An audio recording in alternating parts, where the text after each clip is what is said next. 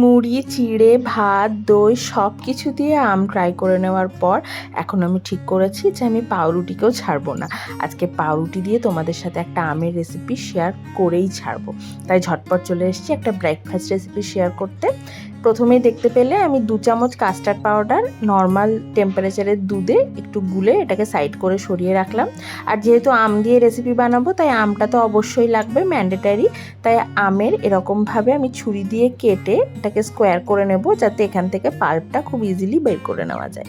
ঠিক এরকমভাবে এরপর নিয়ে নিচ্ছি 2 পিস পাউরুটি।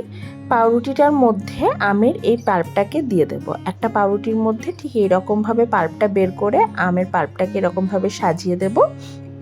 তার ওপর দিয়ে আরেকটা পাউরুটি চেপে দেব, যাতে যেরকম স্যান্ডউইচ হয় সেরকম, মানে মাঝখানে আম থাকবে আর দু সাইডে পাউরুটি। ব্যাস, এরপর আমাদের এদিকের কাজ শেষ। এরপর সোজা কড়াইয়ে একটু বাটার গরম করে নিতে হবে। আমার কাছে বাটার ছিল না, তাই আমি সামান্য একটু ঘি গরম করে নিয়েছি। তোমরা কিন্তু অবশ্যই বাটার দিও। তারপর এই পাউরুটিটা দিয়ে ভালো করে এপিট ওপিট করে এটাকে সেঁকে নিতে হবে। সেঁকে নিতে হবে ততক্ষণ যতক্ষণ না পাউরুটিটার গায়ে একটু রং ধরে, মানে একটু কালারটা একটু লালচে লালচে হয়ে আসবে, যতক্ষণ না ততক্ষণ পর্যন্ত এটাকে সেঁকে নেব।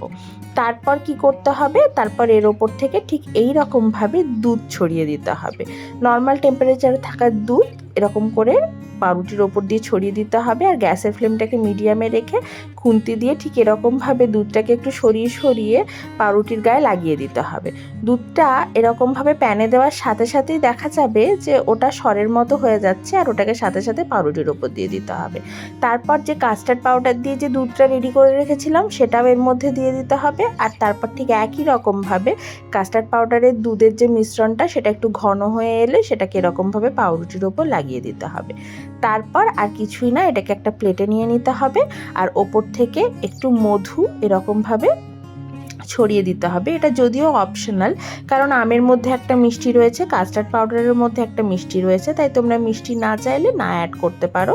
তবে মধুটা দিলে খেতে বেশ ভালোই লাগে। আর ওপর থেকে আরও কয়েকটা আমি আমের কুচি দিয়ে দিয়েছিলাম গার্নিশিংয়ের জন্য। তাহলেই রেডি হয়ে যাবে আমাদের আজকের ম্যাঙ্গো মিল্ক টোস্ট।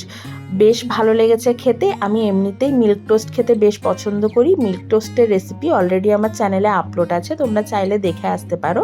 এটা একটু আমার নতুন রকমের টুইস্ট, ম্যাঙ্গো মিল্ক টোস্ট। এটাও কিন্তু খেতে দুর্দান্ত লেগেছে।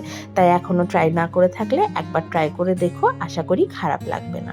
চলো আজকে এটুকুই, ফিরে আসবো আবার অন্য কোনো রেসিপি নিয়ে। ততক্ষণের জন্য টাটা।